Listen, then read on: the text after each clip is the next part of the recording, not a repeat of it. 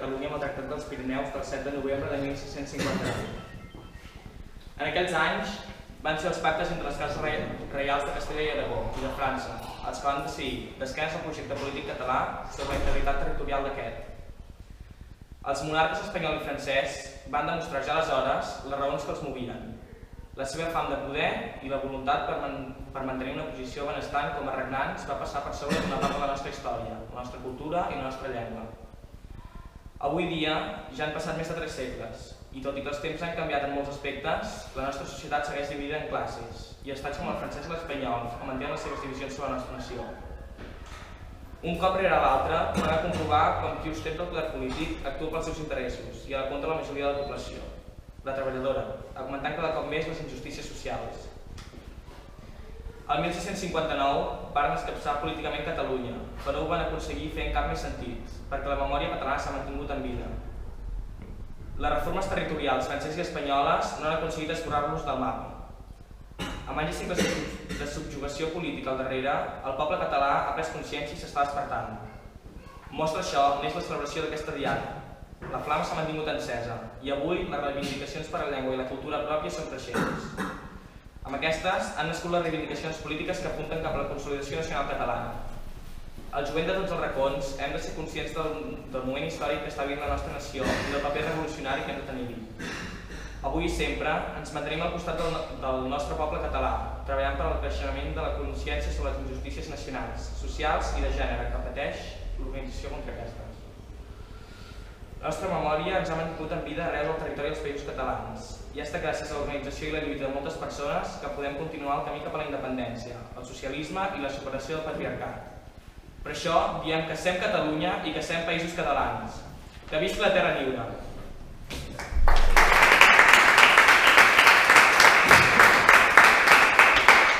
I bé, parlant en Jofal Octu, que és ciutadà català, molt involucrat en el tema, participa en revistes, i en Guillem Fuster, que és exmembre del Secretariat Nacional de l'ANC de Tarragona.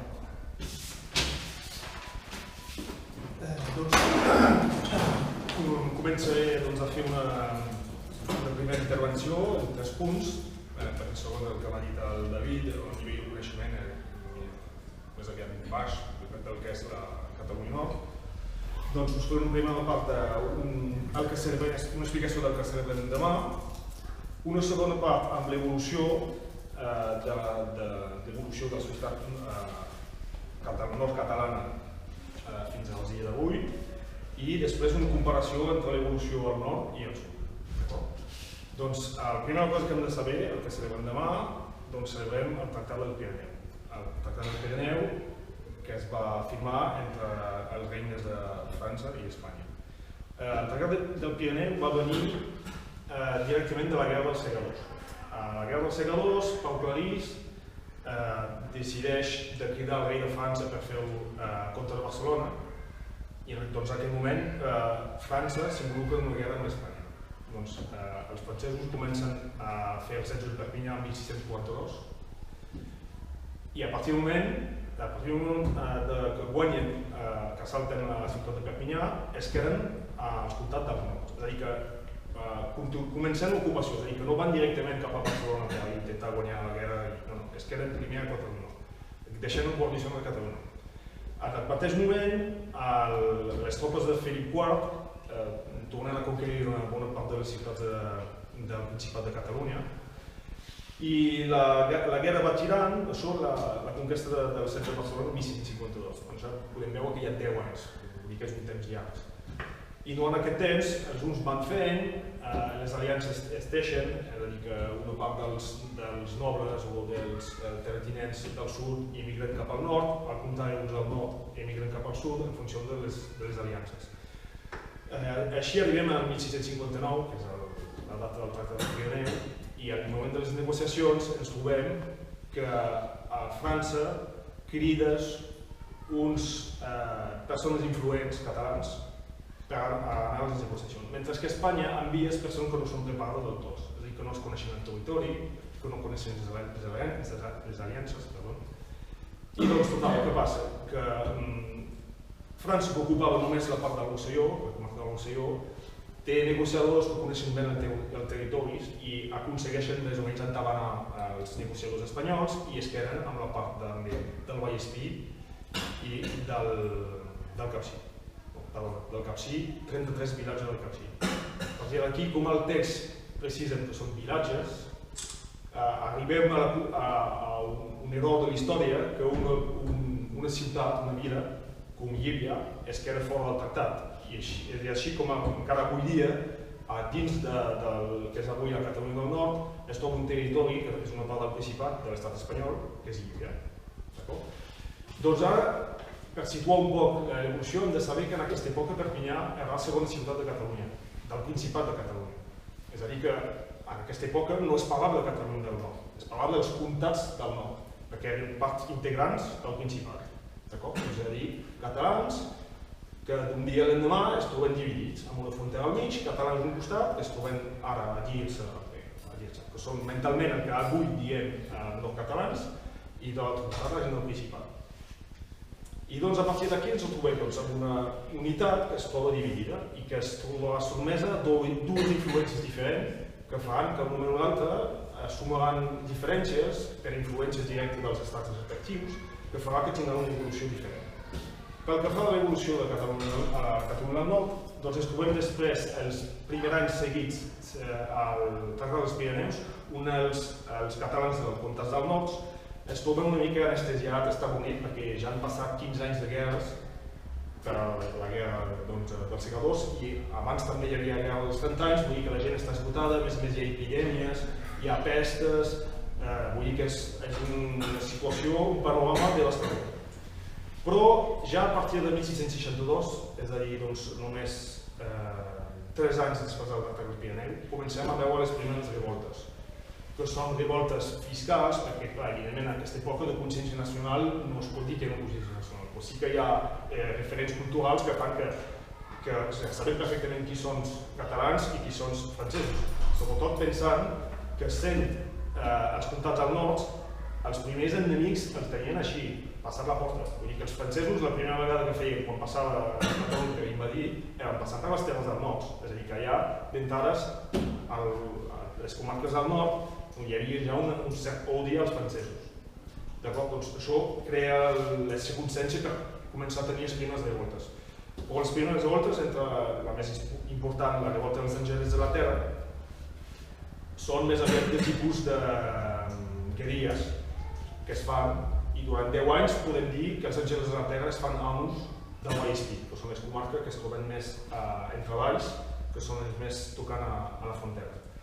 Però, evidentment, quan es tracta després de muntar una guerra, una batalla directa a camps oberts, en aquest moment els francesos, molt superiors numèricament, vencen els Angelets i amb una repressió terrible i arrasen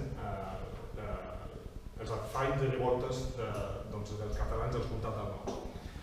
Després seguiran unes quantes compilacions, entre les quals també una famosa que és la de Vilafranca del Conflent, però ja arribem entrant al segle XVIII, on ja l'assimilació comença a fer-se. Els francesos comencen a assimilar la població, començant evidentment per la part més alta, la noblesa, que té més interès a mantenir el seu estatus social. I com fan aquesta assimilació? Doncs primer creant les escoles reals. És a dir, escoles dedicades a la noblesa local, pot ser una noblesa que arrelades des d'anys o dècades o segles als comtats del nord o immigrants dels principats que per les aliances que van passar amb els francesos han de fugir per fugir la repressió que tindran dels espanyols al sud. Total, que en aquestes escoles, evidentment, l'ensenyament es fa només en francès i es fa el mètode francès, gràfic, per assimilar aquesta capa social. Després continuem, al final del segle XVIII, doncs al moment de la Revolució Francesa, amb l'assimilació de la burgesia i de la pagesia benestant. De quina manera? Doncs amb la compra dels béns nacionals. Els béns nacionals són tots els béns que la Revolució, els revolucionaris francesos, van requisir a les esglésies i als emigrants. Doncs l'Estat, les organitzacions revolucionàries en aquest moment, requisicionen tots els béns i els béns a baix preu a la burgesia i als afegits benestant. Doncs això que fa? Que evidentment després aquestes persones que acaben de comprar a un preu tirat béns i immobles i camps o terres i masies i tot això, Després el seu únic interès és de mantenir aquests béns, evidentment. I doncs què vol dir? Que això és una aliança, l'aliança potser més ferma que podran tenir amb França. Per què? Perquè si tornen a passar al regne d'Espanya, perdran tots aquests béns, perquè evidentment l'Església recuperarà tots els béns. Doncs això és la segona part d'assimilació que es fa per la bourgeoisie. I després l'última part d'assimilació es fa amb el poble baix, i això es farà a partir de la final del segle XIX i es farà per l'escola. Primer, l'escola, és a dir, l'escola laica, gratuïta, pública i obligatòria, i ben entès només en francès. Doncs a partir d'aquí, això vol dir que qualsevol bailet o milions de poble ha d'anar a l'escola, obligatòriament, i que és gratuïta. Doncs a partir d'aquí, també ens trobem en una situació on l'ensenyament és únicament en francès. Doncs ja és a partir d'aquest moment que el català passa només a ser per transmissió oral, i només es que llengua així col·loquial, i que tota la llengua de coneixement, tota la llengua d'estudis és només el francès. La segona part d'assimilació del poble baix serà el servei militar obligatori. Què vol dir? A partir dels 18 anys hem d'anar a fer el servei militar i, evidentment, tots els nois de Perpinyà, d'Elna, de Sant Esteve, tots els pobles els requisicionen i els envien al nord de França a fer la mili. Total, quan els envien allà, per si han de parlar en francès, perquè si no ningú ens entendrà, no podran fer vida, per això hi ha tota la parafernàlia de la bandera, de l'himne, i això és una bona manera de fer-los francès. Després, la tercera pota d'això és el funcionariat. Heu de saber que justament des del Tractat del Pirineu, pel sistema de frontera que hi havia, es va establir un sistema de doble frontera, és a dir, la frontera que es mantenia inicial, és a dir, al nord del Comtat del Nord, i la nova frontera que es creia entre el Principat i el Comtat del Nord. És a dir, que els rossellonnesos, vallespirencs i capcirencs es troben entre dues fronteres. Total, que totes les manufactures preindustrials, és a dir, previ a la revolució industrial, es troben amb unes taxes afegides per pagar. Total, que s'enfonsa la indústria perquè no poden assumir els costos i que l'única mitja de subsistència que queda és l'agricultura. Doncs després ens trobem a un nivell econòmic que està bàsicament quasi a 100% d'agricultura. Doncs quan l'agricultura va bé, quan hi ha la recolta és dolenta, passem fam, passem gana, i en aquest cas què hem de fer? Hi ha un sistema molt bo a França, que és el funcionariat. Doncs vine, l'Estat et fitxa, et contacta, i aniràs a París, durant 10, 15, 20 anys, i una vegada estàs ben assimilat a França, podràs tornar. Doncs total, tots els joves, per poder subsistir, la gran majoria s'involucren amb l'estat francès, sigui amb l'exèrcit, sigui amb el funcionariat de la funció pública, sigui a l'ensenyament, també, per fer mestres d'escola, i doncs s'han enviat arreu de l'estat francès i és un altre mitjà per assimilar-los. I després, entrant al segle XX, un altre mitjà important que va ajudar a França per assimilar els catalans del nord és la ràdio. La ràdio, per què és important la ràdio? Perquè, a més, fins ara, a Catalunya, l'únic àmbit en el qual la llengua francesa no havia penetrat és la llar. És a dir, que el francès, al segle XIX i segle XX, el francès és la llengua pública, és a dir, quan la gent es troba al carrer i que han de fer tràmits a l'administració o el que sigui, o que vol parlar de coses serioses, ha de parlar en francès. Però després, quan s'entra a casa, amb la dona, amb els nens, parlem en català. Però el que passa és que amb la ràdio el francès s'introdueix dins dels llars dels nostres catalans. Primer la ràdio i després encara més la televisió. I a part d'això, l'efecte pervers és que justament si arriba la ràdio i que la ràdio, que és la modernitat, i si la ràdio diu en francès, és normal, que hem d'utilitzar el francès perquè el francès és el progrés i nosaltres som pagesos i parlem català, que ells ens diuen que és un patuès, i doncs hem de passar al francès. I quan els nostres fills, que els hi volem el millor, que volem que tinguin èxit, que tinguin una vida millor, els hi hem de parlar en francès, perquè no volem que siguin pagesos, oi? Doncs això, és una assimilació. Però ara arribem al final del segle XX i arribem amb potser el que ja començarà el canvi és als anys 60 amb el tema de la descolonització, és a dir, que l'imperi colonial francès comença a decaure amb la independència d'Algèria, de tots els països del nord d'Àfrica, amb tot un moviment social de l'esquerra radical amb tota la influència del Che a Cuba, per exemple, que fa que hi ha una consciència de descolonització als joves de Catalunya. Ja doncs, és un primer moviment que és incipient, però és la primera tendència on ja hi ha una mobilització social, una presa de consciència de la llengua, de la cultura, que comença a arribar. Amb això, d'aquí, d'aquest moviment, naix la Bressola, aquesta escola Bressola, doncs, que fan immersió lletra en català, que són escoles privades, perquè evidentment l'ensenyament, el Ministeri d'Ensenyament francès no pot admetre que hi hagi un ensenyament d'immersió total en català al seu estat i doncs es fa per l'àmbit privat. I doncs això ja és la primera introducció, el primer retorn des del Tractat dels Pirineu i de l'edit de 1700, que prohibia l'ús del català a l'administració, on hi ha un ensenyament en català. Això és el primer gir. I després el segon gir ve per la influència del sud i són els Jocs Olímpics. Els Jocs Olímpics representen un impacte prou fort a la ment dels nord-catalans. Per què? Perquè per primera vegada veuen un home a la televisió amb una corbata, amb un vestit ben guapo, amb gent d'arreu del món perquè són els Jocs Olímpics i a més pensem una cosa, els Jocs Olímpics a Barcelona va guanyar els Jocs Olímpics a la final de cara a París.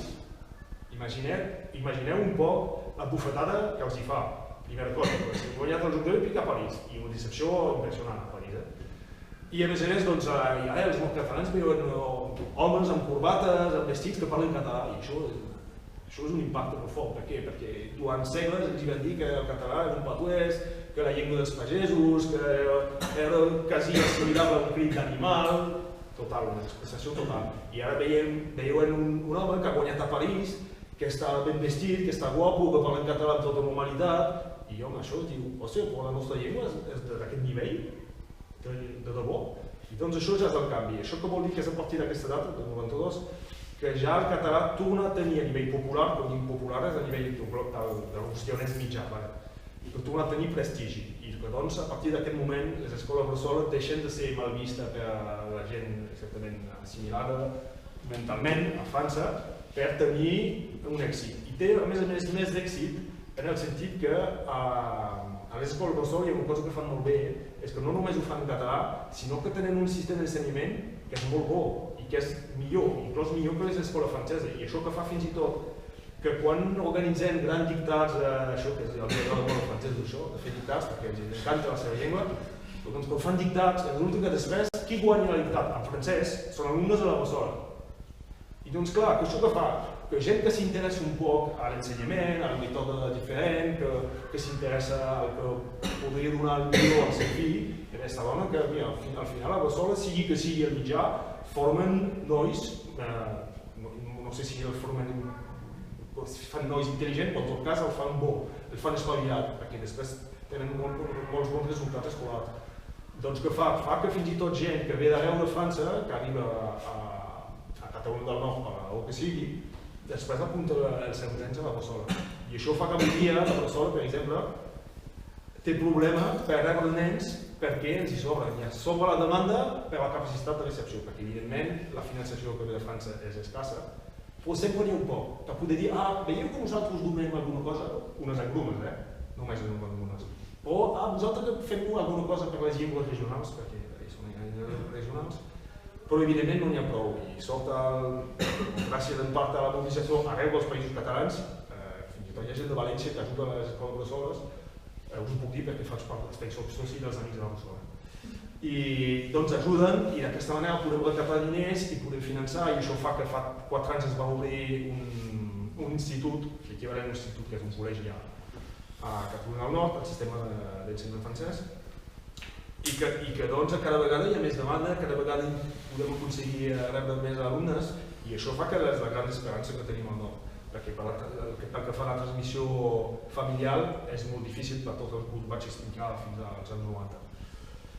Doncs ens trobem ara en aquesta situació, però ara pel que fa a la diferència entre el nord i el sud, de fet fins a la Renaixença la diferència hi havia gaire. Per què? Perquè en aquest moment la penetració del francès era molt escassa, es feia només a nivell de les elites, com us he explicat, a nivell de la noblesa, primer, i a partir de la revolució, a partir de la burgesia. Però després del poble baix, la vida corrent es feia en català. Però ens trobem en una situació a partir de la Renaixença, o ens trobem en una situació entre el nord i el sud on hi ha una cosa una mica rara, perquè es fa una mica d'influència, de retroinfluència d'assimilació. És a dir, al nord ens trobem en una situació on la situació econòmica es basa principalment a nivell agrícola.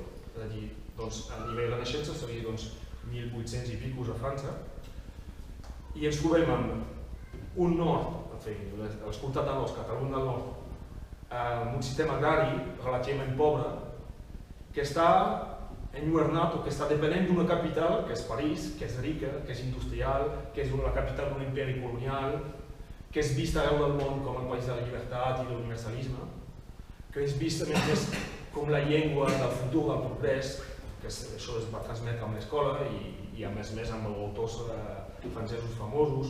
Total, que ens trobem en un clar complex d'inferioritat dels rossinonesos, els nord-catalans, de cara a la capital.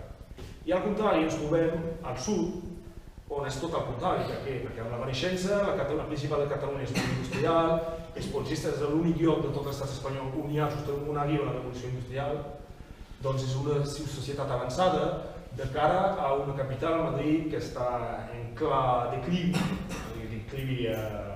colonial, amb la pèrdua de Cuba, per exemple, en el segon segle, i també amb un segle XIX on hi ha Carlos Castells, un pronunciamiento, on hi ha inseguretat total, vull dir que el contrast és flagrant. Doncs ens ho trobem amb el nord, que està en situació d'inferioritat, d'autoodi, i amb el sud, al contrari, amb una mica de sentiment de superioritat de cara a la seva capital, que és Madrid. I doncs quan els uns es trobem amb els altres, ens trobem en el cas que els del sud expliquen els seus greuges a la gent del nord i us imagineu que nosaltres hem d'aguantar això, que és la 15a vegada que hi ha una bancaruta a nivell econòmic, que a Madrid es maltracta, i de l'altre al contrari, al nord, gent que veu que a París són molt més evolucionats, molt més... I doncs es diu que veuen això, que a més els principatins els expliquen els greuges pensant que a França trobaran un aliat, perquè també en aquesta època França era vist com el país de la Lumière, com una mica enlluernat pel progrés sociològic de París, i doncs ens trobem amb una retroalimentació. És a dir, els del sud expliquen els greuges del nord, i al nord es diuen, al final arribem a la conclusió que quina sort que tenim de ser francesos, perquè imagineu, ells estan maltractats per Madrid i nosaltres anem mal de bé que estem, perquè al segle XIX encara el català és molt comú, perquè el sentiment és molt fort, però la gent no percep el perill de perdre la llengua, perquè la llengua és present arreu, però fora dels àmbits culturals, però és present arreu, i doncs no percep aquest perill, i es diu això, hòstia, la sort que vam tenir nosaltres amb el català del Pirineu, que nosaltres estem del ben costat de la Gaia, mireu això. Doncs això ja comença al moment de la Renaixença, perquè també una cosa heu de saber que encara que hi hagi una frontera, no paren d'haver intercanvis entre el nord i el sud. I d'entrada el primer intercanvi que hi ha és el nivell del contrabandisme, perquè el nord al final s'acomoda a la frontera perquè viu del contrabandisme. És molt fàcil, mira, podem agafar una cosa així que està molt cara a l'altre costat de la frontera, passem la frontera, ens hi venem i després comprem allà directament una cosa que està molt cara a l'altre costat i així en fem, i així anem tirant. Els intercanvis són sempre. Però a més, a final del segle XIX estem en el moment de la Renaixença, estem a l'època dels Jocs Florals, doncs on hi ha justament la llengua catalana principal torna a tenir prestigi, que s'ensenya als Ateneus, i doncs clar, quan la gent del Principat puja al nord, hi ha intercanvi, perquè a Perpinyà també en aquesta època es fan els Jocs Florals, i doncs no paren d'haver-hi intercanvis. I doncs amb aquest joc de retroalimentació, els francesos, els nord-catalans se senten més francesos encara, perquè ens diuen quina sort que tenim, que bé que estem, i al costat, doncs, els principatins diuen quina sort que tenim vosaltres de tenir una capital tan guapa, tan moderna, doncs es retroalimenten. I això fa que a les comunitats del nord, a Catalunya del Nord, les reivindicacions no passen de ser un regionalisme ben entès, de l'inofensiu, és a dir, que es queda a nivell folclòric, mentre que al sud és el nivell polític que comença a anar, encara que evidentment a la Renaixença no es parla d'independència, però sí que es va fer que tothom té clar que és una nació, que hem de reivindicar, que a més culturalment i econòmicament som molt més superior a la capital que és Madrid i que som això. Doncs això es retroalimenta. I això continua després amb el fet que al segle XX la democràcia francesa es consolida, tot i la derrota de 1870, es consolida, que França continua sent una potència colonial fins als anys 60, i que això també fa que els occidentesos, amb el seu complex d'inferioritat de cara a París, al final sí se senten contents de ser francesos. I al contrari, el Principat veuen que, com us deia, només parteu cada 50 anys que diu que s'ha de bombardejar Barcelona, i que veuen així que a França no hi ha guerra, no hi ha res, que quina sort que tenen els germans al nord. I això segueix, a més s'accentua a la Catalunya Nord amb els efectes de les dues guerres mundials. Per què? Per les dues guerres mundials, clar, penseu una cosa, per totes les famílies hi ha 2 o 3 nens de les famílies o cosins o nebots que van allà a la guerra i que moren. I clar, que a cada poble què fan? Els francesos fan un monument a la glòria dels morts per la França. Per a França. En francès seria pour la França. I no per la França. Així, entenc, és que en català no hi ha la diferenciació. En francès sí que es nota molt el pour i el pas. Que el pas seria per culpa de... Però no, fan monuments que glorifiquen els sacrificis dels fills. I tu tens un fill que s'ha mort, ja amb la pena que tens, clar, és més fàcil d'acceptar la seva mort pensant que ha mort per la glòria d'una cosa universal i bona per tothom, que no pas que ha mort assassinat per uns colonitzadors, per dir alguna cosa. Doncs això ajuda també a assimilar encara més els nord-catalans a França. I després trobem encara un altre factor que retroalimenta aquest sentiment de quina sort que tenim nosaltres els francesos, és la retirada. Igual la retirada a vosaltres no us sona gaire, però això la retirada és així que es coneix a Catalunya Nord l'exili republicans en 1939. Això és una cosa que jo mateix em vaig adonar quan he arribat a viure a Barcelona. Quan jo parlava de retirada i deia, la gent em mirava com, què estàs dient? Doncs això. Per la gent de Catalunya Nord, la retirada és clarament, té el significatiu clar de l'exili dels republicans. Per què? Perquè els republicans van passar la frontera i molts republicans, clar, és cert que hi ha uns quants que van anar a Mèxic, a Argentina, però hi ha molts que es van quedar a Catalunya Nord, perquè per ells, ja després quan van arribar, als anys 39-40, la població encara era majoritàriament al carrer o al poble baix, era majoritàriament catalanoparlant. Doncs era un exili cert, perquè havia de deixar el seu poble, però no deixava de marxar de Catalunya. I ells ho tenien clar. I passant la frontera, a més, ells van mantenir activa la llengua. Van mantenir viva la llengua, es van involucrar, també amb l'ignorància del seu poble i del Principat, van mantenir activitat sociocultural, política també, evidentment, i a partir d'aquí això va tornar a revifar una mica la llengua al nord també. Això va mantenir, si va ser una desgràcia, evidentment, per al Principat, els comtats del nord, per a Catalunya del Nord, va ser una sort que hi hagués aquest exili.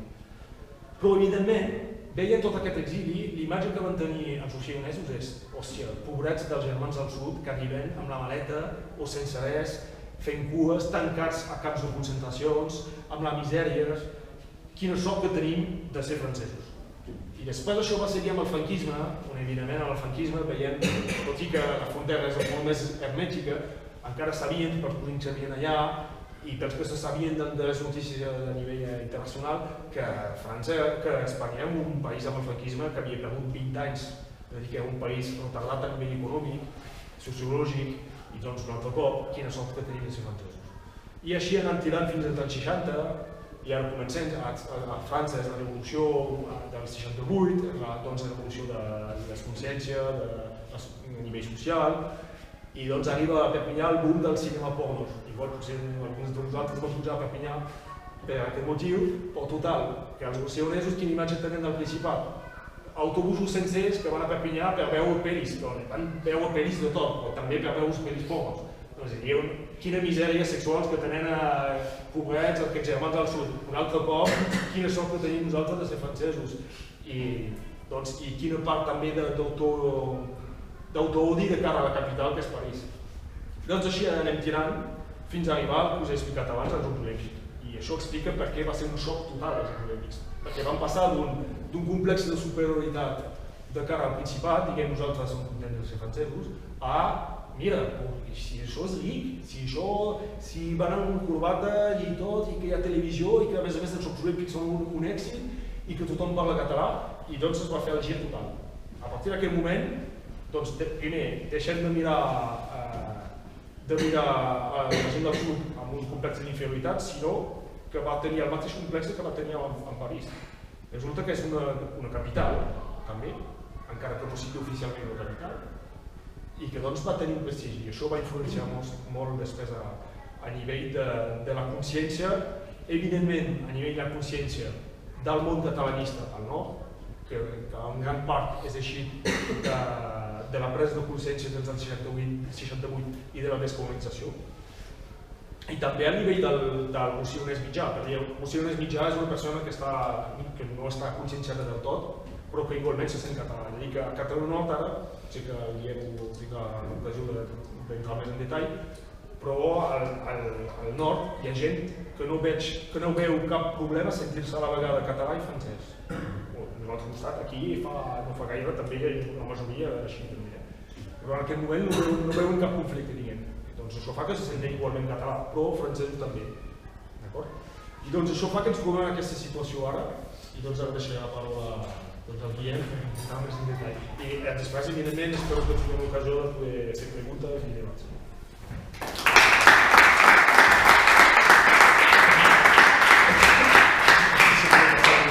No, ja em va bé. Primer de tot agrair als organitzadors, al sindicat d'estudiants i Joves per la Terra per plantejar una xerrada d'aquestes característiques en la prèvia del 7 de novembre. Aquest matí a la feina, en un petit moment que tenia, no pas preparant-me la xerrada, sinó mirant una miqueta, buscant la ubicació, també he fet una mica de curiositat política i antropològica d'aquesta part del Principat, en quants pobles o vilatges, com diem al nord, s'han fet avui xerrades per commemorar el Tractat dels Pirineus. I n'he trobat 3 poblacions només, i una d'elles Canet. Per tant, per mi això evidencia un gran desconeixement d'una part del país que existeix, que viu una realitat determinada, però que alhora es percep d'una manera des de l'altre costat que o bé és un sentiment general de més enllà de la frontera és França-Europa, o més enllà de la frontera continua havent-hi uns aborígens que de tant en tant ens fan gràcia perquè de tant en tant potser juguem al joc a Perpinyà, vaig a provocar, juguem al joc a Perpinyà a posar l'orella, aviam qui parla català més enllà d'un gitano. I una miqueta el tòpic es produeix excessivament sovint. Però també tinc un doble agraïment per la xerrada d'avui perquè es produeix un fet molt interessant, que és que un nord català viu al sud i un sud català durant 8 anys de la seva vida va decidir anar a viure al nord. El que en un país normal seria normal, per nosaltres, en la situació en la que vivim, no ho és. En Guillem, quan fa 8 anys va decidir anar a viure a la Catalunya del Nord, jo n'era conscient d'on anava a viure, però anava a viure a França, i segurament, en part de l'entorn del company, potser no tot, però en part de l'entorn, ell va decidir anar-se'n a viure a l'Espanya, que diuen allà. Per tant, què vull dir amb això? Que no sempre és la visió de Catalunya Nord cap aquí, no sempre hi ha una visió igual d'important o d'interès per la situació del que es produeix en un costat i a l'altre de la frontera. Quan jo viu fa 8 anys amb la meva motxilla i uns quants trastos a la Catalunya del Nord i vaig per treballar-hi precisament, i així ja m'ha deixat aquí, ell és dels que en part em pagava el sol, per treballar-hi en una de les escoles de la xarxa Bressola de la Catalunya Nord, de les escoles catalanes. Escoles associatives que tenen concert amb l'Estat, però amb vocació pública. I aquí és on, quan vaig començar a indagar i a quedar-me amb els adjectius del lloc on treballava, començaves a descobrir el perquè d'una adjectivació tan potent amb fets com d'interès públic o associatiu de concertació amb l'Estat. La República Francesa, que jo crec que és un dels altres debats que hem de tenir, que és fer caure una mica el mite i realitats que molta gent ha viscut al voltant de la República, comprensible políticament i històricament per les situacions que s'han donat aquí sota una dictadura franquista, sota una ocupació espanyola que en diverses modes ens ha aixafat per un costat o per l'altre, però la percepció és que la República Francesa ha estat al contrari del que l'estat espanyol ha fet aquí, però perquè ha estat molt més pedagògica i ha estat molt més intel·ligent a l'hora de treballar l'assimilació del conjunt dels pobles que estaven sotmesos a la República Francesa. S'ha parlat de la descolonització del nord d'Àfrica, però dins del que alguns anomenen l'hexàgon hi ha els catalans del nord, més amunt hi tenim els occitans, cap a l'Atlàntic hi tenim els bascos del nord i els bretons, i tocant cap a l'Alemanya els Àsia, i cap al Mediterrani una vella illa que tenim aquí. Però això dins de la mentalitat de la República Francesa és molt. Tenir competències en aquest nivell en què afectin temes de llengua i identitat és moltíssim. Arrel d'això i passant els anys, es torna a plantejar aquest de reformar la col·lectivitat. I Catalunya Nord ara està en el doble debat. I el debat és, 1. Com entrem en aquesta reforma territorial i plantegem una col·lectivitat territorial pròpia que es permet i que de la Constitució francesa, i 2. Com ens afecta a nosaltres tot el procés que està passant al sud. I si aquest procés finalment acaba com m'agradaria que acabés. Per tant, l'ANC en aquest sentit juga aquest paper. Però el revulsiu polític no només és amb això. Abans que aparegués l'ANC, a la Catalunya del Nord ja existia Unitat Catalana, per exemple, que era un dels principals partits aglutinadors de les diverses sensibilitats nacionalistes que anaven una mica amb la màxima de ni dretes ni esquerres, Catalunya Nord, i treballem en aquest sentit. Però després va haver-hi Esquerra Catalana dels Treballadors, que és una de les principals, va ser una de les grans organitzacions d'esquerres nacionalment, però després és que hi ha Esquerra Republicana a la Catalunya Nord, és que hi ha Convergència a la Catalunya Nord, i és que hi ha la CUP a Catalunya Nord ara mateix també per Pinya. Per tant, no són tan diferents a nivell d'expressions polítiques i culturals com el que aquí haguéssim pogut estar potser fa 15 o 20 anys enrere. I amb això, i lligant amb el que deia, el fet aquest de cara la gent es plantegi de... I això ho veia quan treballava a l'obra sola, els pares de dir, bueno, els nanos, quines eines han de tenir? De que no només se sentin francesos, també se sentin catalans. I amb això no hi entrarem nosaltres, si s'han de sentir només una cosa o una altra. Però tinguin les eines necessàries perquè quan siguin grans diguin jo vull ser francès i català, o només vull ser francès, però és que també puc ser català només. Per tant, aquest és el gran revulsiu que també s'està produint a la Catalunya del Nord, que és que ara hi ha un plantejament en bona part de les cases de la Catalunya del Nord en què aquest debat hi és sobre la taula. Ara bé, també hem de ser conscients que la Catalunya del Nord, degut a la seva desestructuració social, a la seva manca d'inversió pública, té molts problemes socials que acumulen, sobretot en certes perifèries de Perpinyà, etc., i que allà també, d'algun moment o altre, s'hi ha d'entrar-hi per solucionar. Però la Catalunya Nord està ara mateix en aquest sentit. Per tal d'incentivar el debat, i així jo ja callo, perquè no he volgut durar al mateix temps que tu i ho he aconseguit, jo crec que el debat s'ha orientat en dues vessants. Una, la República Catalana, perquè jo ho dono per fet, la República Catalana cap al nord, quina relació tindrà? En tindrà o no en tindrà? Aquest és el gran dubte, perquè els plantejaments que s'havien intentat fer la Unió Europea té un plantejament que és en les zones transfrontereres grans, com el que seria la Catalunya Nord o la Catalunya del Sud, hi ha una cosa que es diu l'eurodistricte, i que es pot desenvolupar. I que en aquell espai es crea un espai d'intercanvis i de cooperació transfronterera constant.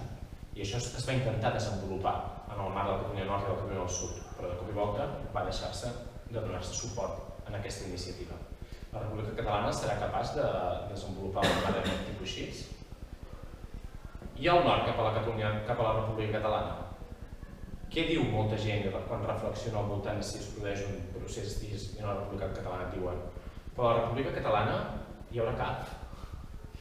La CAF són una de les ajudes, és les educacions familiars, que és la República Francesa el que sí que té és que és una república que ha potenciat dues coses. Una gran política demogràfica, perquè la població creixi molt, però també amb una cosa que és amb unes grans ajudes socials a la família per facilitar això. I no ho estic defensant, Crec que la República Francesa és molt paternalista en molts aspectes en aquest sentit. Però la gent em diu que la República Catalana ens garantirà les mateixes garanties socials que la República Francesa ens està garantint? Una cosa sí que és veritat. a la República, si visquis a la República Francesa, visquis on visquis, si te quedes sense feina i se t'acaba l'atur, sempre acabes tenint unes determinades ajudes. És molt difícil que et quedis sense cap prestació social. És molt difícil. La gent s'emancipa amb 20-21 anys perquè pot trobar-se que les universitats, una mitjana, per exemple, a Universitat de Perpinyà, una llicenciatura pot costar màxim 250 euros, tranquil·lament, i un màster el pots fer per 300 euros, però és que tu et pots emancipar perquè l'Estat et pot pagar un 60% del lloguer. Per tant, estem parlant amb això. Això està bé a nivell social? Sí, no.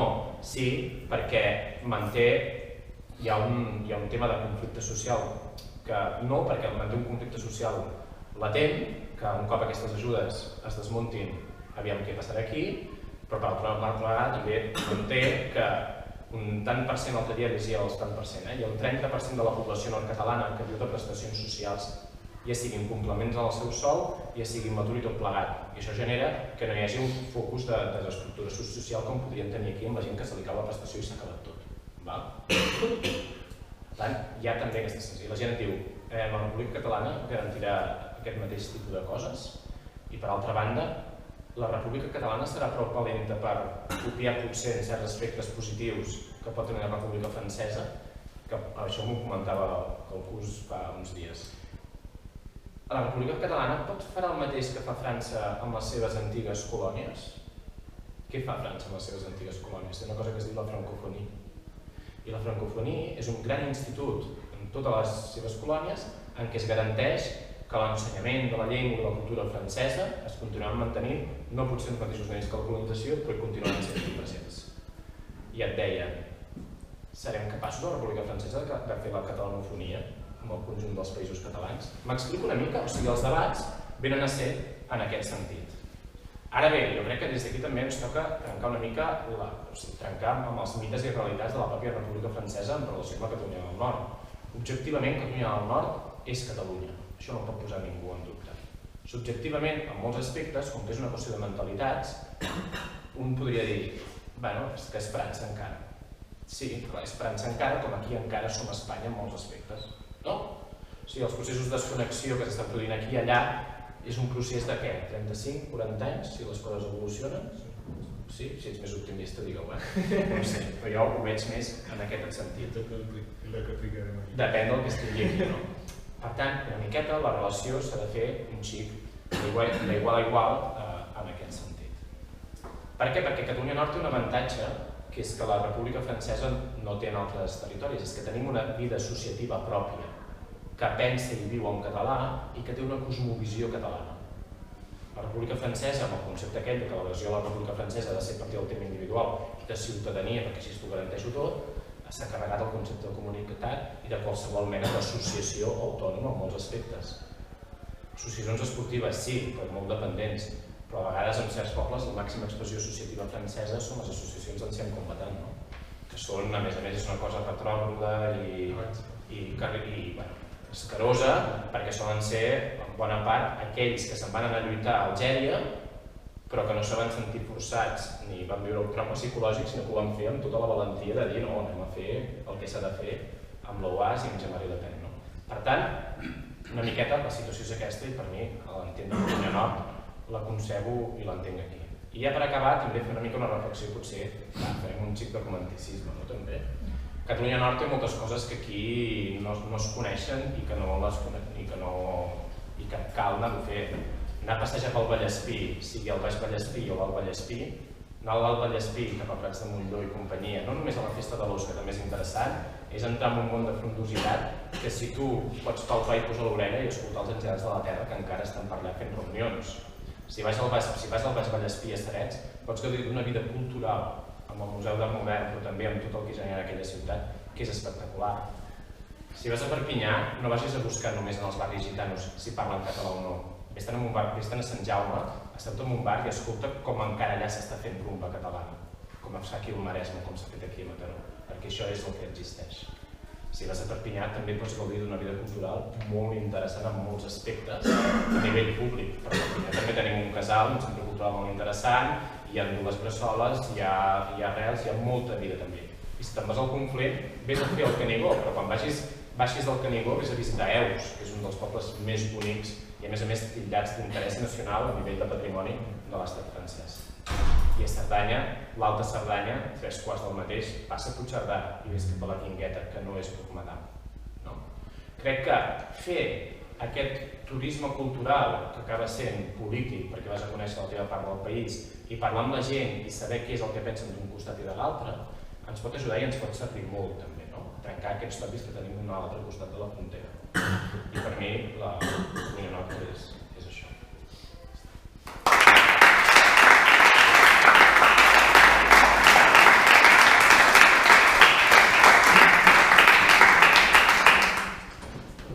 Jo volia preguntar, abans aquest debat sobre la relació República Catalana, Catalunya Nord, que plantejava ja en Guillem, volia preguntar, aquí hi ha poca informació que arribi d'allà, o tu la busques per internet, ja t'interesses o no t'arriba, i volia preguntar sobre el col·lectiu SEM, que té col·lectius dintre, Convergència, Esquerra, la CUP, Unitat Catalana, etc.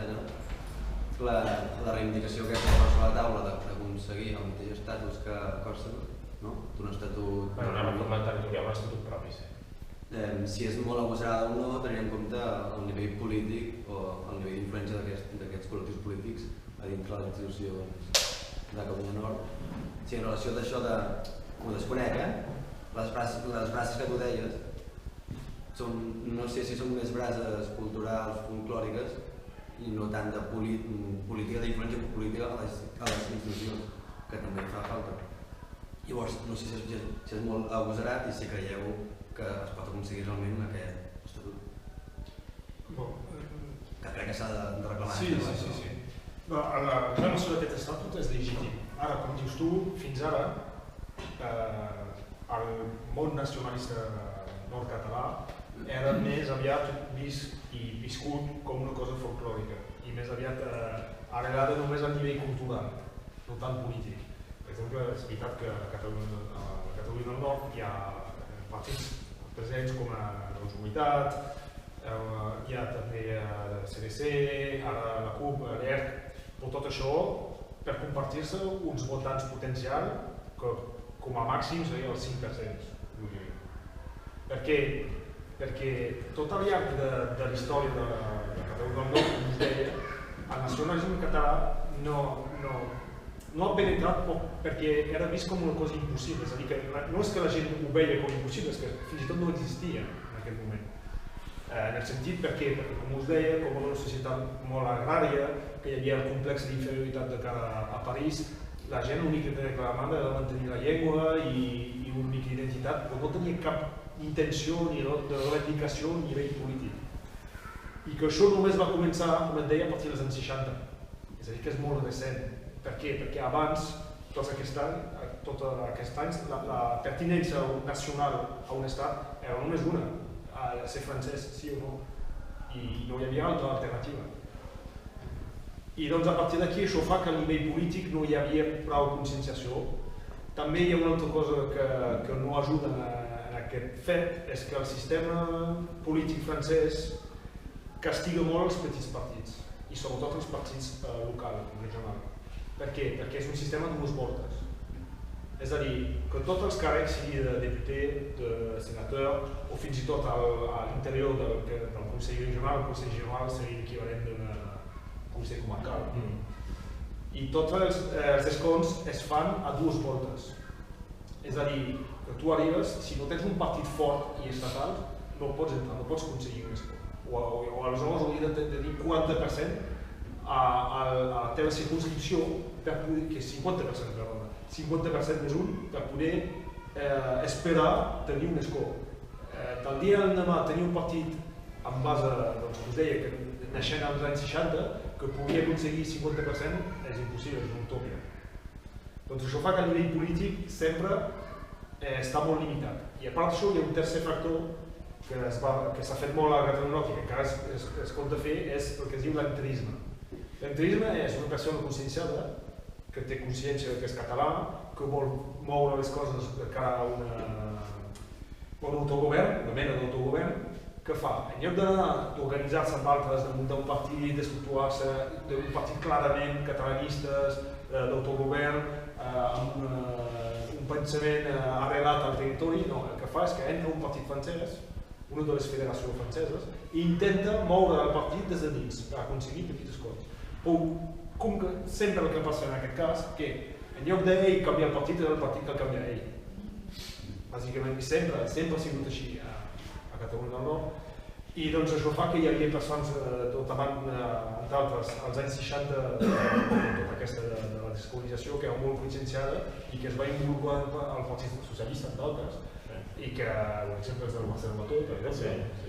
I aquest, en lloc de canviar el partit, és el partit que l'ha canviat a ell, que ell ara només està allà per la cadira i que no fa res, engrunes i petites coses per dir sí, jo faig això, però ja està, no va més enllà d'això. Doncs a partir d'aquí, jo crec que l'Estatut, el canvi de l'Estatut, només podria ser possible si aconseguim involucrar també els partits d'àmbit francesos, és a dir, que amb seu a París, el Partit Socialista, el Republicà, que són partits francesos, però que dins hi ha encara gent que ha intentat fer entrisme, o per exemple, com l'alcalde en Catalunya, a Catalunya es diu Baia, el Baia del Soler, el Calvet, que ell és molt favor a l'ensenyament del català, perquè va ajudar a Barcelona i molt, donant a disposició locals per poder fer l'escola primària i el secundari. Però ell no es mourà un dit sense demanar l'autorització a París. Doncs això ha de veure si aconseguim que ell es pugui involucrar en aquest projecte, integrar en SEM, doncs potser que serà més ample i que aconseguirem convèncer més gent. Però això serà molt difícil. Serà molt difícil perquè, a més no és la primera vegada, que fa 15 anys que el fet Unitat Catalana, que és el partit catalanista, o l'evolució del que era el partit de l'Esquerra de Treballadors, en els seus fonaments és crear una regió catalana. I fa això 25 anys. I no, perquè el sistema polític és fet de tal manera que és difícil. Jo crec més que els canvis vindran més a nivell sociològic abans que a nivell polític. De tota manera, sempre, pel que he viscut, estic convençut que, i de fet, aquí també s'ha fet, vull dir que abans dels referèndums d'Arenys de Munt, que teniu a la vora, abans d'això, entre les divisions i una cosa d'aquestes, no avançava la cosa. I això va avançar perquè a nivell associatiu la gent es va trobar una capa superior, que en part és això, i que es va mobilitzar d'aquesta manera. Però primer necessita un canvi sociològic a Catalunya, i aquest canvi pot venir amb la independència del Principat. Això claríssimament. Si, per exemple, al País Valencià hi ha alguns que dubten de que l'independència del Principat ajudarà o no, a Catalunya ningú en té cap dubte que ajudarà. Ni que sigui a nivell de l'ensenyament de les llengües. Per què? Perquè si el Principat és un estat, de per si, a l'ensenyament el català s'ensenyarà com a segona llengua estrangera. Això vol dir que hi haurà la possibilitat d'estudiar a tots els col·legis i liceus com a segona llengua. Això vol dir 6 o 8 hores a la setmana, que en comparació a l'immersió, poca cosa. O sigui, tothom, això vull dir que podem avançar bé en això. I això és el mínim del... La resistent és Còrsega, que malauradament durant molts anys va ser notícia per als casos de violència política, però que ara resulta que no és notícia en el procés de pau que tenen obert, que és igual d'interessant. Coses també de la República Francesa. Els processos d'assimilació, que aquí s'ha explicat molt bé, de la República Francesa, els palpes en el dia a dia, en el moment en què tu treballes en una escola associativa de recuperació de la llengua després de 350 anys sense que la llengua tingués cap mena de presència pública i, per tant, dins el marc de l'escolaritat, en què s'ha de remarcar per tal de tenir una legitimitat en el conjunt de la població, i no ho dic amb un to negatiu, la vocació pública. Perquè la República Francesa, i aquí sí que vaig amb la part negativa, ho és tot. I tot vol dir que tot és públic. Un dels avantatges que sí que tenen és, si tu t'agafes des d'una perspectiva universal als valors republicans, és aquesta recuperació de l'espai públic, de la comunitat. El que passa és que la República Francesa, per tal de portar a terme amb més facilitat aquesta assimilació que aquí molt bé s'ha parlat, la comunitat desapareix, perquè si no hauria de reconèixer l'existència d'unes comunitats nacionals de dins, i passa a una determinada individualitat, que és el fet que tu dones glòries a la República Francesa, assimilant que tu ets ciutadà de la República Francesa i, per tant, la ciutadania, en aquest concepte que té els seus aspectes positius, però que en el marc de la República Francesa és de caràcter individual, és l'única manera que tu tens relació amb la República Francesa, perquè la República Francesa te dirà que l'espai públic és teu, que l'escola és pública, que les ajudes socials emanen de la República Francesa i que, per tant, la llengua no ha estat... Hi ha un procés d'evolució de la seva imposició, no dic que en els processos monàrquics que hi havia abans de la Revolució Francesa no es fessin així, i en els dies de la Revolució Francesa tampoc, però aprèn francès per tal de tenir una ascensió social dins de la República Francesa. No aprenguis francès a base de cops, que també, jo crec que és un punt que també entrarem a parlar-hi, perquè si tu parles francès o parles bé, tindràs una ascensió social. I perquè, a més, tal com he explicat, si tu garanteixes aquesta adhesió de ciutadà francès, que parles molt bé la seva pròpia llengua, podràs ser funcionari de la República Francesa.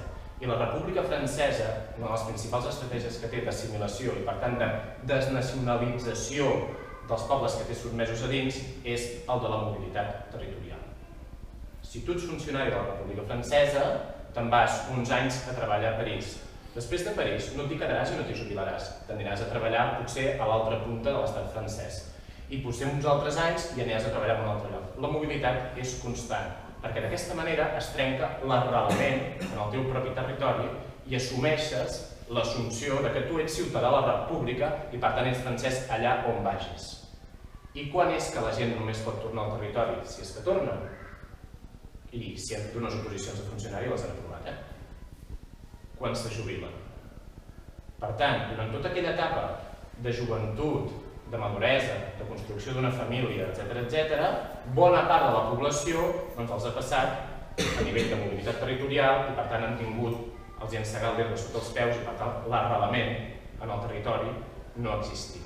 I per tant això afecta a nivell de llengua i de cultura, però també afecta amb un desenvolupament de les pròpies identitats nacionals i com a país, que és un desenvolupament econòmic propi, un desenvolupament econòmic social propi, arrelat en el territori, que vertebra el que entenem la identitat, en què la llengua l'única cosa que fa és dir-nos que aquell arbre es diu d'aquell nom, aquella carretera passa per aquell vilatge que històricament s'ha dit d'aquesta manera, etc. Per tant, quan arribes a Catalunya Nou, aquesta percepció la tens.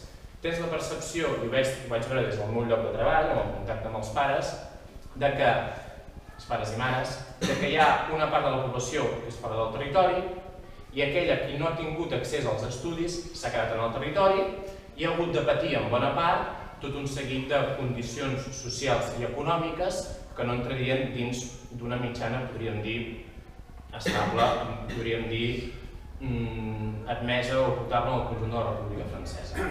Derivant en què? En què la Catalunya del Nord és el nord del nostre país, però dins el plantejament de la República Francesa és el seu sud. I a més d'això, li hem d'afegir que la República Francesa té un plantejament d'estructuració, que és que el nord és industrial, a un altre costat es dedica, sobretot en el centre de França, es dediquen més a l'àmbit d'una agricultura molt més extensiva, molt més productiva, i el sud passa a ser, és com aquell balneari del retiu, de la gent que està jubilada, que arriba, ja siguin nord-catalans per fora. Per tant, estructuren l'Estat com si fos el menjador de casa teva, o la teva pròpia vida, la teva pròpia família. O sigui, qui es lleva a les 8 del matí per anar a treballar, treballa al nord de França, majoritàriament a nivell industrial, i si tu el cap de setmana te'n vas a la platja i tot plegat, és com si t'anessis al sud. Per tant, això, en la realitat nord-catalana, causa molt més impacte del que ens pensem. Perquè llavors, i complementant constantment el que ell ha dit, la percepció que algun té, i que a més són amb dades objectives, és que la Catalunya Nord té un atur estructural, i estructural és aquell que hi ha un moment que hi ha un tant per cent que sempre és el mateix, que ara mateix podria rondar tranquil·lament entre un 10 i un 15% d'atur estructural, una Catalunya Nord desindustrialitzada, però m'equivoqui, no podem dir mai desindustrialitzada perquè mai hi ha hagut indústria, d'acord? Per tant, mai hi ha hagut una política d'industrialització i amb un camp i amb una agricultura majoritàriament abocada a la vinya, tot i que també si vas cap al Conflent abocada a l'arbre fruiter, hi ha molta diversitat en aquest sentit, abocada a la desesperació de fa 30-35 anys de no tenir resultats del seu producte i abocada a l'especulació urbanística per tal de fer créixer els petits vilatges que hi ha al costat de Perpinyà com aquelles ciutats dormitoris que Perpinyà necessita, com aquella gran ciutat de serveis que ara mateix és. Per tant, en un poble com el que jo vaig viure durant 7 anys, que encara hi guardo arrels, amistats i precisament demà hi torno, va passar de ser, amb 30-35 anys o amb 40 fins i tot, un petit vilatge en què al voltant estava rodejat d'una activitat agrícola molt potent, perquè era molt potent, les cooperatives del Rosselló eren de les més potents del conjunt de l'estat francès i fins i tot m'atreviria a dir del conjunt del Principat de Catalunya, doncs a créixer extensivament a nivell de l'especulació urbanística, a ser aquesta organització que la podríem equiparar, no sé si ho coneixeu, a prop de Tarragona, l'Hospitalet de l'Infant, que hi ha unes organitzacions que es diu Miami Platja, que és una cosa extensiva i que fins fa poc els carrers no estaven asfaltats, però hi havia els xalecs més grans que podien haver al seu voltant, doncs ens trobem en aquesta situació. Per tant, Catalunya Nord, socioeconòmicament i socialment, viu en aquesta situació. Però si camines molt més i pretens trencar tòpics, però que també alhora són realitats, i per mi és una cosa que és positiva com a independentista i també com a persona d'esquerres i que creu en el marc del nostre país, França està en decadència. Ara mateix França està en decadència.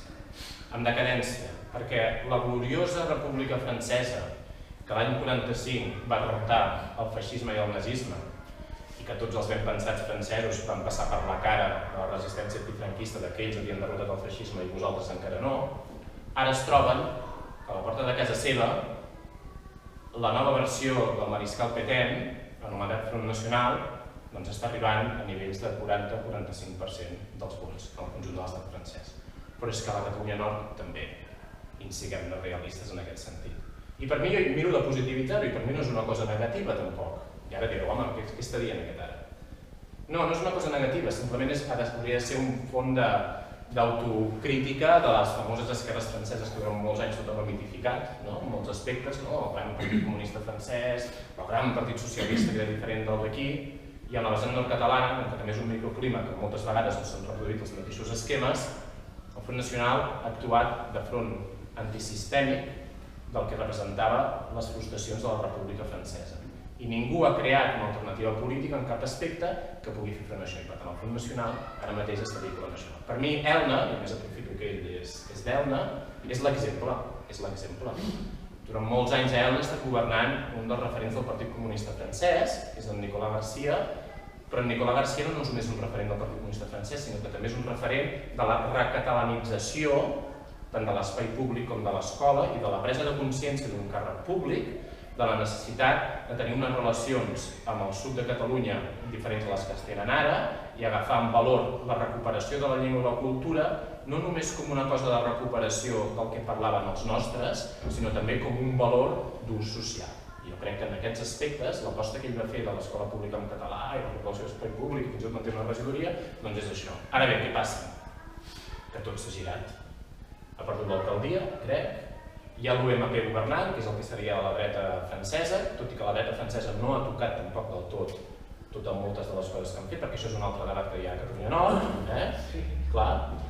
Però el Front Nacional és present en un ajuntament de molts anys governat pel Partit Comunista, on hi havia oposició socialista i una posició de la dreta. Per tant, la realitat política i palpable ara mateix és aquesta. És tot una catàstrofe a Catalunya Nord? No, no ho és, i amb això entro en d'altres aspectes.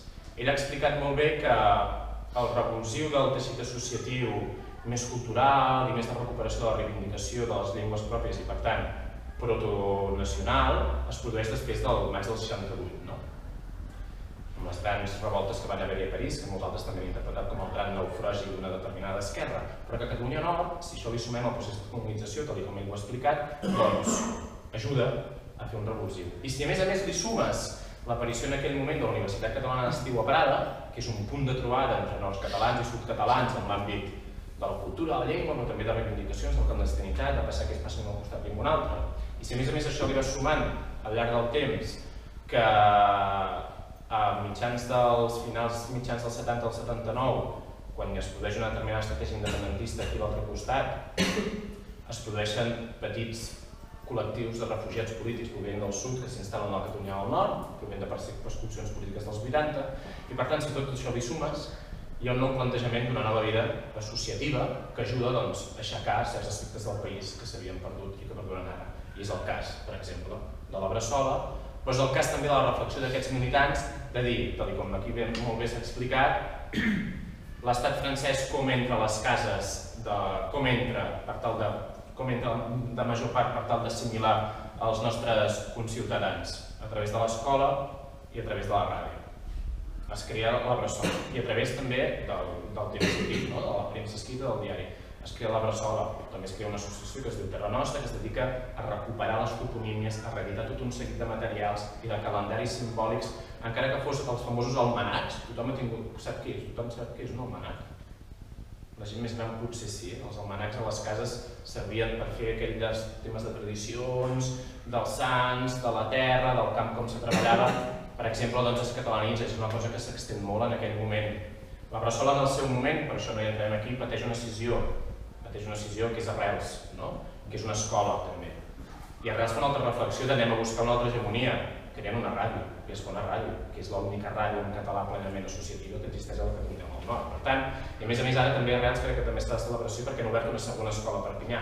Per tant, això representa que ja comença a haver-hi una clara vocació d'hegemonies i de contrahegemonies per parlar clàssic del que la República Francesa ens evoca.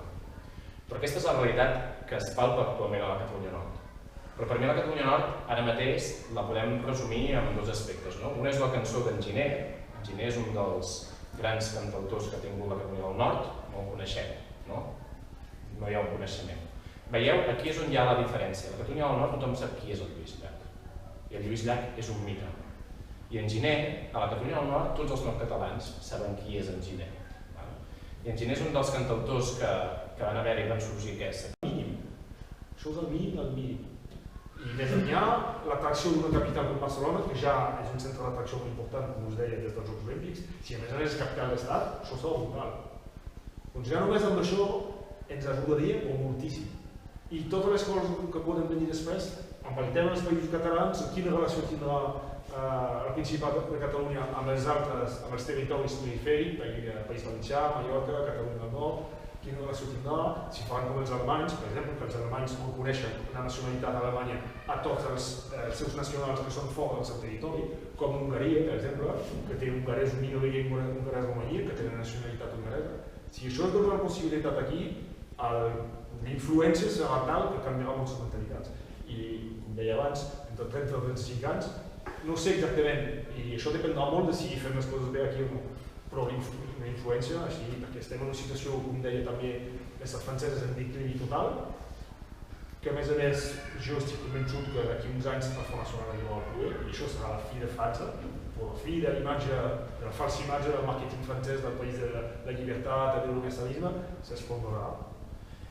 I això trobarà una solució d'una república nova, que esperem que serà engrescadora, que, com sempre, quan s'inicia alguna cosa de nou hi ha molta il·lusió i d'un altre costat un país que està estimant.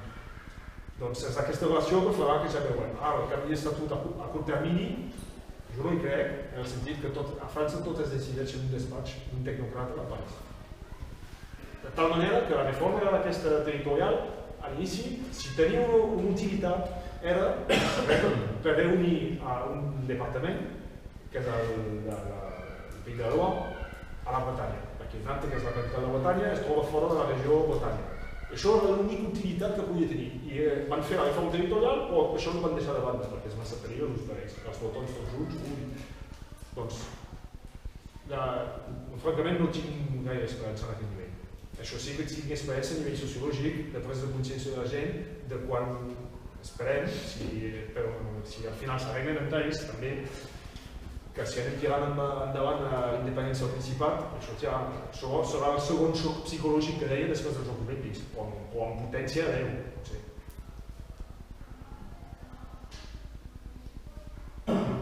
Sí, a ningú se li escapa que una de les coses que han permès que la brasa permanent catalana aquí hagi agafat tampoc un embranzil i s'hagi convertit en un foc, no sé si era massa nou o massa bé, però com a mínim un foc, es recolza molt en dues coses que fa 5 anys no hi era.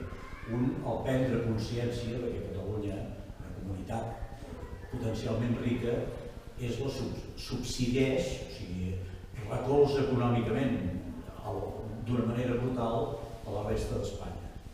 I l'altra, molt relacionada amb aquesta, és que la resta d'Espanya, representada per un govern que és presa com un enemic, diguem, que està en contra teu. Això ha aconseguit que com a mínim la meitat de la gent es vulgui erigir llavors en una cosa independent d'aquestes dues situacions. Clar, a França m'imagino que la part aquesta del govern enemic no es dona tant. Se'l veu centralista i tal, però no com a enemic. Pot haver una sintonia, governi qui governi, que aquí a Espanya no hi és. Ara, el que no tinc ni idea és de com, si es produeix i de quina manera, l'altre factor. O sigui, si la Catalunya Nord ajuda també econòmicament a la resta de França, o si es dona una situació equilibrada o més aviat inversa. Ho dic perquè és possible que en el moment que la Catalunya Nord, a més d'un creixement cultural català, es proposi un creixement polític, es pugui trobar aquí una dificultat de no reunir prou gent que digui, home, és que ens convé, que de fet és el que hi ha aquí, vulguem o no vulguem, i mentre es duri, perquè també es pot acabar, és el que fa que es pugui reunir una majoria de gent suficient. No, és que encara que hi hagi dificultats, encara que ens podem trobar aquí amb uns trams, encara que la pensió durant 3 mesos, no sabem si la cobrarem, però Catalunya se'n sortirà i llavors podrem utilitzar tota la nostra riquesa, parlant del Principat. I la pregunta seria si a França, perdó, a Catalunya Nord, es donen d'aquesta mateixa manera aquest factor actualment. No, perquè hi ha un factor econòmic. A Catalunya Nord, al no haver tingut mai industrialització, no genera cap mena d'equilibri amb el que seria París, per entendre'ns. Catalunya Nord, dins del que he definit abans, del paper que té cada part del territori de França, continua sent aquest balneari i ara mateix potser és el pas del tren d'alta velocitat de Barcelona que va directe cap a París. Però més enllà d'això, no ho és. Bueno, sí, també ho és l'accent català de la República Francesa, això també ens agrada molt dir-ho, però no genera aquesta mena d'equilibris. Jo crec que en aquest sentit és evident que una futura república catalana pot generar precisament que Catalunya Nord deixi de ser el sud d'un estat que el té allà per veure com ho fem, al nord d'aquest nou estat. Però també partint d'una base, jo crec que partiria també d'una certa humilitat i defugiria també certs maximalismes, i amb això jo soc molt fusterià, com el que deia Joan Fuster, que els països catalans seran el que la gent dels països catalans vulguin ser. O sigui, si ens trobem en una situació en què a Catalunya Nord ara mateix no els vols preguntar si volen formar part d'aquí el sud i si hi ha una república catalana, majoritàriament la gent et dirà que no. Ara, avui dia no. Avui dia et diran que no. Per tant, jo crec que el que s'ha de desenvolupar és una mica la teoria aquesta dels subjectes polítics diferents dins dels països catalans, que és que per això ens diem països i en plural, que és que la Catalunya Nord, per circumstàncies històriques i tot plegat, té una dinàmica determinada, no un ritme, no és un tema de ritmes, és una qüestió de dinàmiques imposades per l'Estat, francès en aquest cas, que per tant ells aniran agafant. La República Catalana a l'altre costat, l'única cosa que pot servir, igual com pels pobles del Mediterrani, perquè en la situació que està actualment vivint el Mediterrani, amb Síria i tots aquests conflictes és això, és un far que il·lumini un nou model econòmic, un nou model social, un nou model de respecte de les cultures i les llengües, perquè això és el que es valora molt dins de l'àmbit de la República Francesa, que és que la República Francesa no té signada la Carta dels Drets dels Infants. Sabeu per què no té signada la Carta dels Drets dels Infants? Perquè un dels articles diu que a tot infant se li ha de garantir l'educació en la llengua materna. És bèstia, És bèstia. I tu quan els hi poses això a la taula et diu, home, clar, mira, tota la migració que tenim, què vols? Què? No la veu signar en el seu moment precisament amb aquesta perspectiva pròpia, no?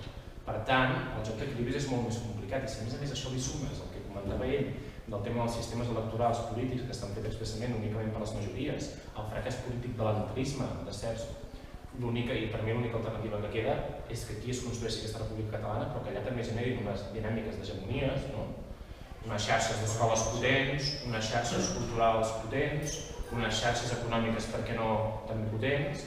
Clar, no és una qüestió de llengua i de cultura només. La república catalana comprarà o no comprarà els vins que es facin a l'altre costat. Perquè el que no pot ser és que jo ho he sentit molt, que és que aquí els vins no estan etiquetats en català. Compra'ls a l'altre costat de la frontera, genera un mercat propi que faciliti això. M'explico? O sigui, la supervivència de Catalunya Nord com a identitat pròpia també passa perquè hi hagi un model econòmic que el tracti d'igual a igual i que tot el que genera aquest territori, per petit que sigui ben valorat. I llavors també un tema, jo crec que amb el tema sociològic jo estic totalment d'acord i que alhora també és un tema de mobilitzacions. Jo crec que en el sentit abans del que comentava aquí el David, amb el tema de la reforma i de l'Estatut, el debat polític sempre és bo, però precisament avui, ara mateix a aquesta hora, Perpinyà s'està fent una xerrada en què els col·lectius que formen part de SEM, d'aquesta plataforma, estan emplaçant els representants dels partits d'obediència francesa en representació a la Catalunya Nord. El Partit Comunista, el Partit Socialista, els Verds, Europa Ecologia, el Republicán, que és una versió aquesta de l'OMP que ha fet Sarkozy, i els estan emplaçant a veure que agafin el compromís de portar això en els seus àmbits. Però es fa des de fora, des de la mobilització, i jo crec que això és molt més positiu que no pas fer entrisme, en aquest sentit.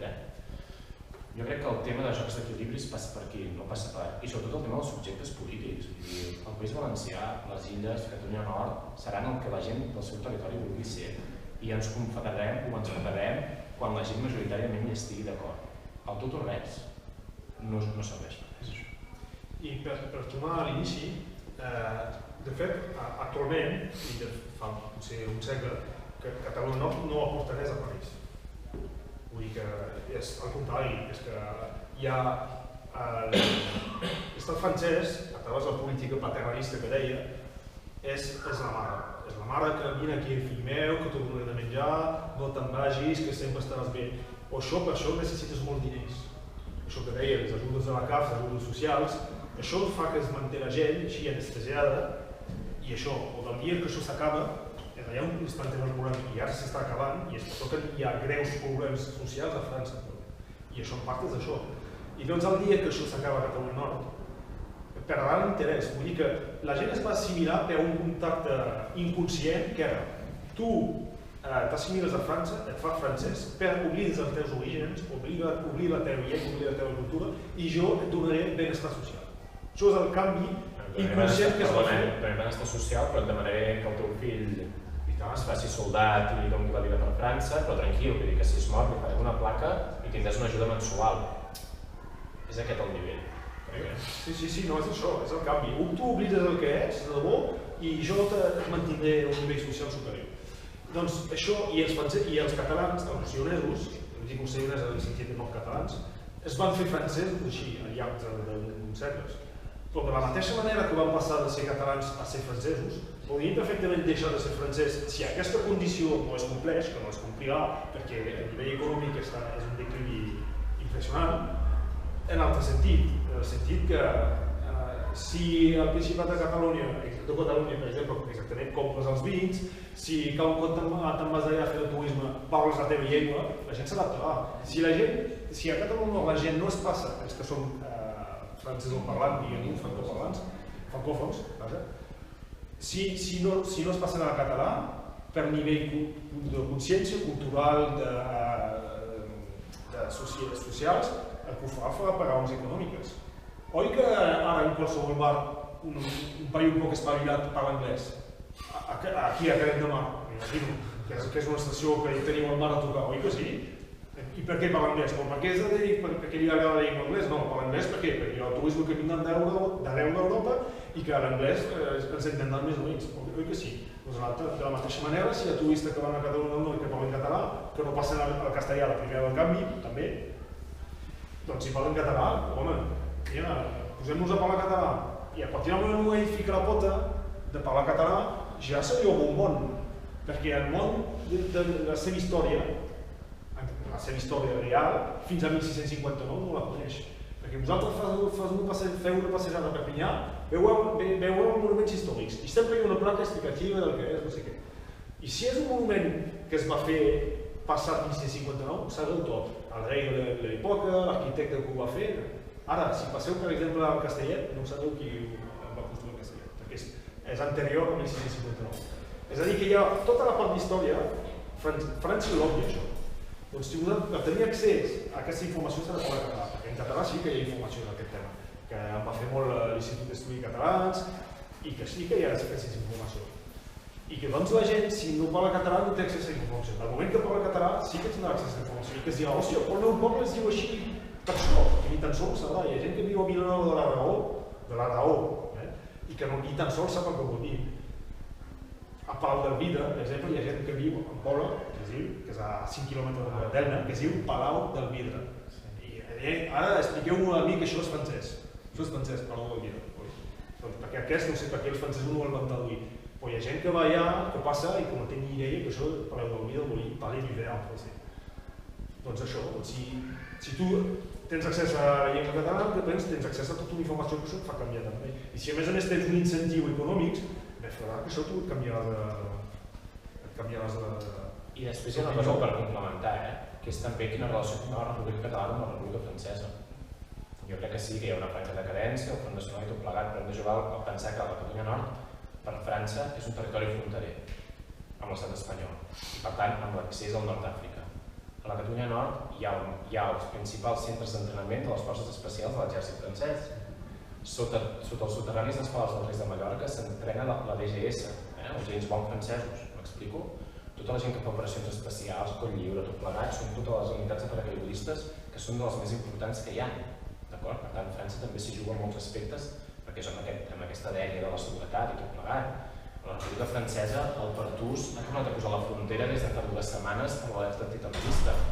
I després hi ha un altre tema amb el procés, que és el reconeixement internacional, com l'ha corregut moltes vegades, passarà per París, i París posarà condicions a la República Catalana en relació amb la Catalunya Nord o no?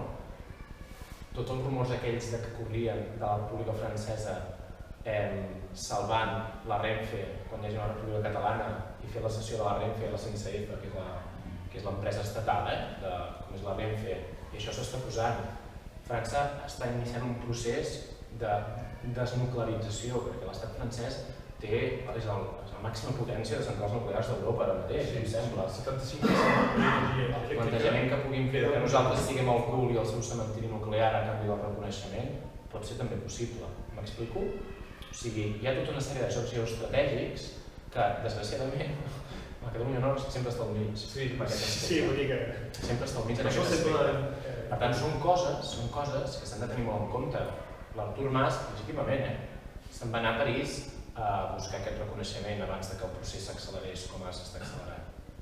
I després per Catalunya Nord recordo que va córrer el rumor aquest de l'operació Petit Príncep, no sé si n'havia sentit a parlar d'això, que és que França posava com a condició del reconeixement que la futura República Catalana deixés de subvencionar la Bressola, deixés de tenir sucursals que ells diuen dels partits subcatalans allà dalt i que es desmuntés, es tanqués la casa de la Generalitat, hi ha una delegació de la casa de la Generalitat, no? Clar, són coses que correm, hi ha un risc, que per Catalunya Nord també pot ser un risc. Jo no estic parlant que per salvar Catalunya Nord renuncio a procés aquí, no estic dient això. Simplement estic dient que són tot un seguit d'històries. I el tema de la República Catalana és la delegació de Catalunya Nord de la Generalitat, que serà un consolat o una delegació de la República Catalana. Jo crec que això, per molt simbòlic que pugui semblar, és important de cara als nord-catalans. Perquè si tu muntes un consolat allà, ja els estàs tractant de... Però si muntes una delegació de la República Catalana que allà hi radiï amb una associació que es pugui dir, jo què sé, els Amics de la República Catalana, que vertebri tota la gent allà i sociològicament generi tota una sèrie d'idees i de pel·lícules, i Mirmanda ho aprofiti per fer la síntesi de tot el que es faci, per exemple. M'explico? Si això va amb aquest plantejament, sí, perquè si no, el que pugui vindre de l'altre costat, i parlo des d'una perspectiva de París, pot ser molt bèstia, i també pensant en els canvis polítics que puguin haver-hi, que el Front Nacional pot arribar a ser molt bèstia, no només perquè governin ells, sinó perquè han forçat un Sarkozy molt més dretanós del que era abans. El projecte del Republicà és assumir bona part del discurs i del programa del Front Nacional per tal de fer el Front Nacional. No sabem què representa això. Un senyor que està imputat per finançar Gaddafi, però amb un tema de narcotràfic de cocaïna amb Jean-Marie Le Pen, que va sortir l'altre dia filtrat. Vull dir que estem parlant que França és això i que Catalunya Nord es troba al mig, i que si aquí no som capaços de crear un far, per mi és un far, que il·lumini, en el sentit positiu, no és per ser pessimista, Sí, no. però clar. I simplement has fet un esment de la nova distribució territorial, aquesta cosa que no conec en absolut, però tu has presentat com que això era l'ocasió que la Catalunya realment es convertís en un departament, en una regió o alguna cosa. O sigui, els esquemes que venen de París i que ens arriben a nosaltres en forma de mapes, a mi em sembla que no van per aquí. No, jo dic que el debat polític, potser no se m'ha entès, era aprofitar aquest debat per generar aquesta col·lectivitat territorial que tenen a Còrsega per aquest famós estatut particular. No, la proposta de París és fer que l'hexàgon en 4 trossos, no? És partir en trossos. És una fusió de les regions. És una fusió de regions. O sigui, la nostra és Llamp de Rosselló, que es fusionaria amb Pirineus, Pirineu, això, i llavors seria una cosa bestial. Què vol dir això? Desnacionalitzes més encara Catalunya Nord, però també et carregues Occitània, que és el gran, que és la meitat de l'estat francès, vull dir, no té... O fins i tot això s'ha de matisar, perquè per exemple, doncs ara el que tenim una regió, estem administrat per una regió que es diu Languedoc-Roussillon, el qual la capital és a Montpellier, i la sensibilitat de la gent de Montpellier de cara al català és pròxima de zero. Mentre que, per exemple, si passem a fusionar la regió Midi-Pyrénées, dependem de Toulouse, en la qual la consciència a la llengua occitana és molt diferent. Doncs al final fem un canvi d'amo, per dir una cosa, teníem l'amo a Montpellier, ara el tindrem a Toulouse, i igual potser que el de Toulouse està més predisposat a ajudar a nivell lingüístic les entitats de Catalunya Nord. Doncs per mi la fusió és un cap d'arbre, no és cap d'arbre. Del moment que nosaltres no anem a casa, que no tenim una regió pròpia, canviar de nom és igual, i fins i tot potser mínimament millor, una petita millora, si és més considerat en aquest nivell. Doncs, però com deia jo, el canvi més important serà un canvi sociològic. El canvi sociològic vindrà, i després el canvi polític, si bé, serà una conseqüència del canvi sociològic. I el canvi sociològic vindrà si aquí les coses fan bé. Si Catalunya és un país dinàmic, com pot ser Dinamarca, per exemple, si és un país dinàmic, que es mou, que és un exemple, això caurà com una fruita madura, directament. Caurà com una fruita madura. Però abans també hem de fer les coses bé. Vull dir que jo com a rossellonès no us demanaré res de reivindicar països catalans a la primera de la Constitució, l'únic que us demanaré és deixar la porta oberta. De la mateixa manera que la Constitució espanyola tancava en un dels seus articles, tancava la possibilitat de federació entre comunitats autònomes, que era feta a mida per impedir una fusió del Principat de Catalunya i del País Valencià, sense mencionar en cap moment País Valencià ni Catalunya. Jo el que crec que el que s'ha de fer és de deixar la porta oberta, dient a un dels articles de la Constitució, mira, la República Catalana és oberta a la fusió de qualsevol territori que ho demani de manera sobirana, individualment, la nacionalitat catalana serà disponible als antics territoris de la Corona d'Aragó amb les condicions de parlar català. Porta oberta. I després d'això, com deia, si la República és un èxit, això caurà per sempre.